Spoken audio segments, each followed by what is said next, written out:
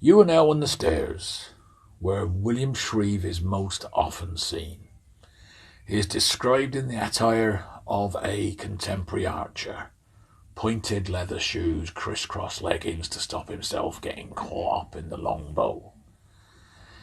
You may also see a lady emerging from the door.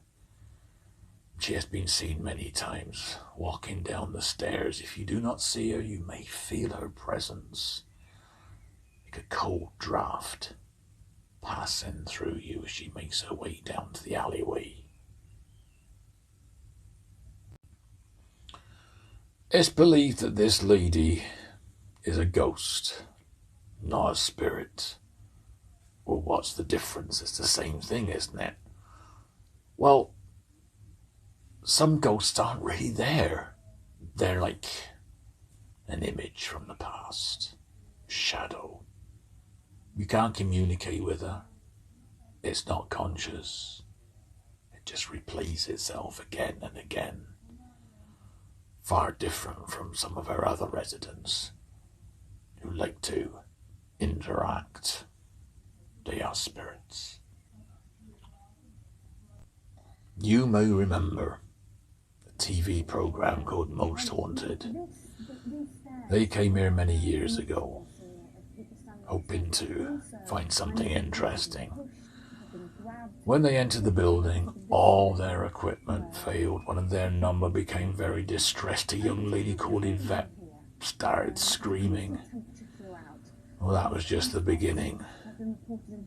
Later on, something very, very disturbing happened to another one of them, which we'll come on to later.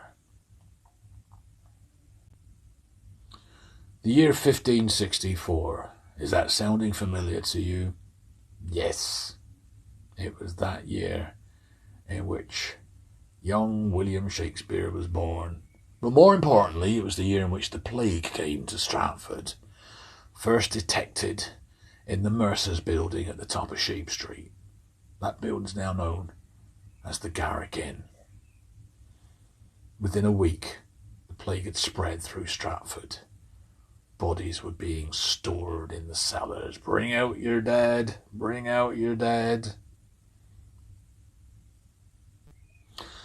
But it hasn't just been plague that's affected Stratford and this building. It's been war. The first battle of the English Civil War, the Battle of Edgehill, was fought a few miles from Stratford. The wounded from the battle were brought back and laid out in this very building. But the week before the battle, the building was taken over by a troop of Dutch mercenaries under the command of Colonel Hans Bear, fighting for the parliamentarian cause. And now we come to our friend in the pit. Remember him?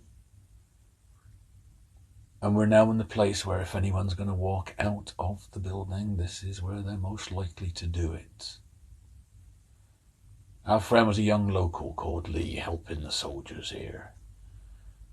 Maybe asking too many questions, they became suspicious of him.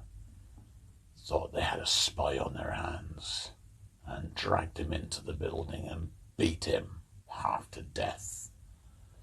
At one point, they slowly ripped out the hair from his head, clump by clump. Well, either he managed to escape, or, to cut a long story short, he was found hanging from a beam. The beam above your heads, above the coffin. Sometimes round about the anniversary is seen there. People get the feeling that something is hanging from that beam. But what makes people leave, especially the ladies? Why, they feel someone stroking their hair. Oh, I should have warned you. Just one more thing. often a man is seen in this area carrying an axe. If you should see him, try and avoid him. Let someone know. I'll explain all about that later. But anyway, no point in hanging about. We shall move on.